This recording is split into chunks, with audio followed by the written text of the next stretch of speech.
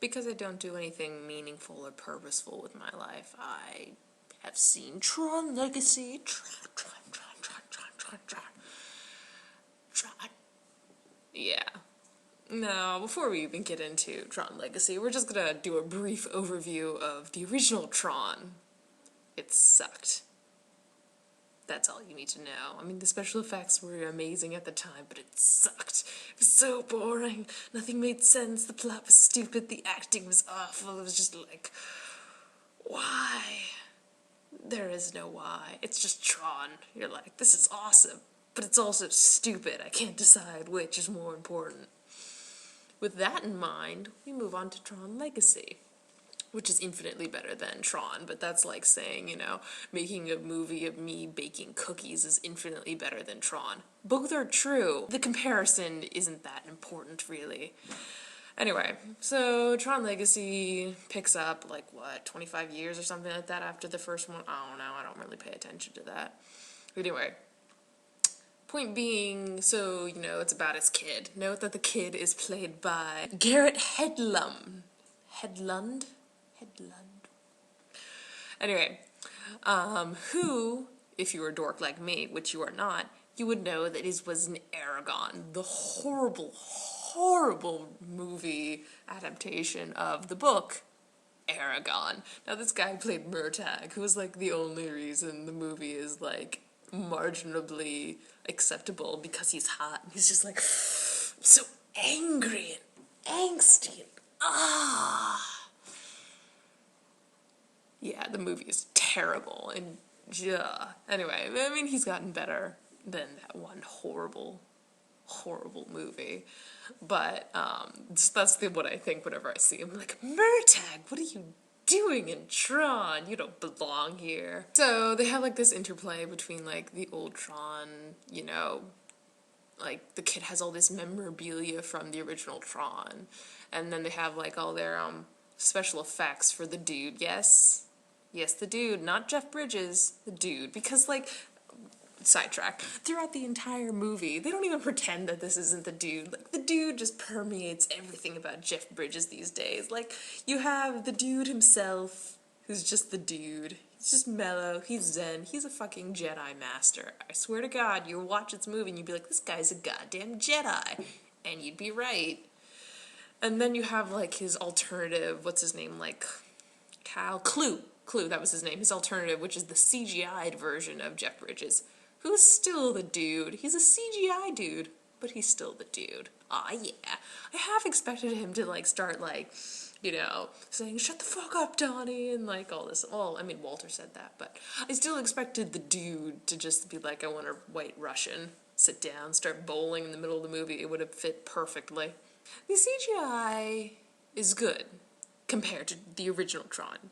That doesn't make it believable. That's still, you know, fakey motion capture. It's still, like, incredible technology, but it's still not perfect. It still isn't human. It's just, you know it's fake. It's one of those things. You won't ever get beyond the knowledge that it's fake. It's like, oh, it's a well-made fakery, but it's still fake, and you know it through and through. It's like Benjamin Button, except this was infinitely better CGI than Benjamin Button, which was terrible. What I have this horrible fear that will happen is, like, if we actually perfect this CGI technology of, like, youthifying actors, then suddenly we'll never have new actors. We'll just have Angelina Jolie and Brad Pitt youthified all the time. I mean, we don't have to worry about that just because the technology is shit right now, but, you know, just picture that. So you had the kid who goes into, you know, the blogosphere, internet, I don't even know what it is, you know, goes into it. You know, the grid, I think is what they call it. Anyway, he goes into the grid, everything's grid-like, things happen. It's all like a reference or an allusion to, like, the previous movie, which is fine, because, like, the special effects are so much better now. I wish I had seen it in 3D. It would have been awesome in 3D. I'm not a 3D fangirl. I just think this particular movie would have been awesome in 3D. And you could tell from the way it was, like, presented in 2D that a lot of the coolness of it was meant to be done in 3D. So he's doing his thing, he's fighting people, he's meeting hot chicks. You know, typical. It's nothing that unusual. It's the same level. Actually, it's not the same level. It's the same idea as the first film, but the level is still much, much better than the first film, because the first film sucks. You have this nice aesthetic going on, you know, he escapes with this chick, and he goes off and he finds his dear old dad, Jeff Bridges, yes! And you're all excited, because it's the dude! And like, okay, mention, the dude lives in the most bitch-tastically awesome house ever. You know, like, they always have, like, these futuristic houses, and it's all, like, black and white, and you don't like it, because it's lame. Now, in this, they have, like, this weird, like, combination of, like, the futuristic with, like, this vintage kind of look, and it's, like, really pretty. I mean, I wouldn't live there just because, you know, it'd creep me out not to have a wall on one side, but it's, like, really beautiful. They have all these lamps that are, like, really awesome. It's really pretty. Also, side note, Olivia Wilde is in it. She's like this one chick, and like everything about her is terribly asymmetrical, and just, she's a very attractive woman, but it sets me off. I'm like, your bangs, someone needs to trim your bangs, they're not right. I realize asymmetricality was intentional, but it still bothers me. It's like those dirty hipsters with all their hair on one side, or is that emos?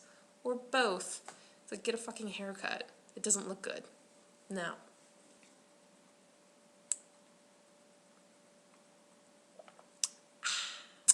So 13 defies the dude's orders and sends Murtagh off to meet Michael Sheen, you know him, that British guy. Anyway, this British guy is ridiculous. He's like, his character is like Castor / Zeus, and he runs like this disco, like, I don't even know it's like a disco bar. It's like a futuristic disco bar, basically. And so, like, this entire time, like, the music in the background is Daft Punk, who I happen to enjoy. And, like, Daft Punk did a really good job with this soundtrack, because they have, like, their electronic beats type things, and it's mixed in with, like, this, you know, typical orchestral background music, and it's a nice mixture, and it's entirely appropriate of the film. Anyway, so during this entire, like, bar scene, they have, like, Daft Punk in the movie, playing their music, and, like, people are dying, shit's going down, they're like, still playing music. Music's still important, man. Can't stop the music. I'm like, yeah, do what you do well, Daft Punk. Make music. Yeah. Anyway, Zeus, this dude, this fucking guy. I guess that's what you're gonna keep thinking. It's like, this guy.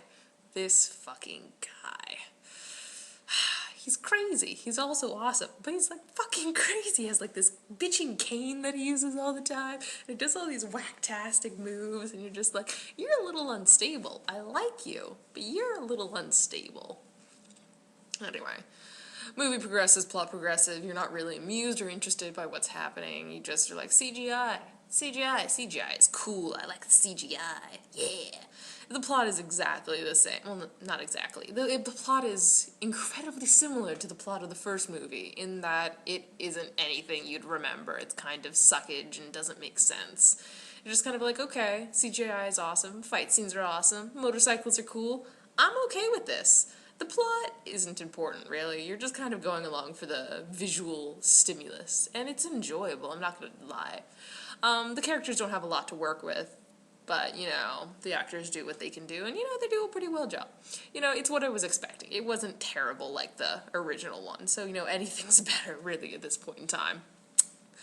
Side note, physics, not important. They just, like, defy physics left and right, or like okay, so here's my problem with the physics of this movie. In the real world, they like forget physics sometimes. Like, they pretend that they obey the laws of physics, but they're wrong. Like, you can't fall that far and then pull a parachute and be fine. That's not how parachutes work, son. Anyway, so then you have in the alternative world, which somehow is ruled by the same, is like both ruled by the same physics of the real world and not ruled. And that's where the thing gets stupid. It's like they're flying like an airplane or a jet plane or whatever you want to call it. I don't know. Flying machine. And so, like, they'll have all this nonsense going down. It's like, wait. You're in a computer. You can do whatever the fuck you want. Like, G-force or whatever that, like, stops your engine doesn't apply in this world. Why is it suddenly applying? Shouldn't physics not matter? So they, like, keep doing this interplay between making physics matter in places that they shouldn't matter, and then just completely ignoring physics entirely. It's like, you can't have both. Pick one. Either physics work, and that's just a hard and fast rule, or they don't. You can't have both. Also, note, Murtagh, or, you know, Flynn's son, whatever you want to call him. I'm going to call him Murtagh. He's a wannabe Batman. He jumps off buildings because he wants to be Batman. He, you know, drives a motorcycle and goes to prison because he wants to be Batman. He lives where he lives because he wants to be Batman. Who doesn't want to be Batman? He just has the money to live it out. And you know what? God help him. I would do the exact same thing if I had that much money. I would turn into fucking Batman. You know it's true. In conclusion, I enjoyed Tron. It's not like an amazing movie, but if you're gonna go see it in theaters, you should probably shell out the extra dollars for 3D. I mean, 3D is such a racket anyway. They're just trying to get more money out of you. If you're like me, you probably won't pay that much. I would give it I would pay $6 for it. That's not how much I did pay, but that's how much you should pay. Unfortunately, the world doesn't see things through my eyes. See you, Space Cowboy.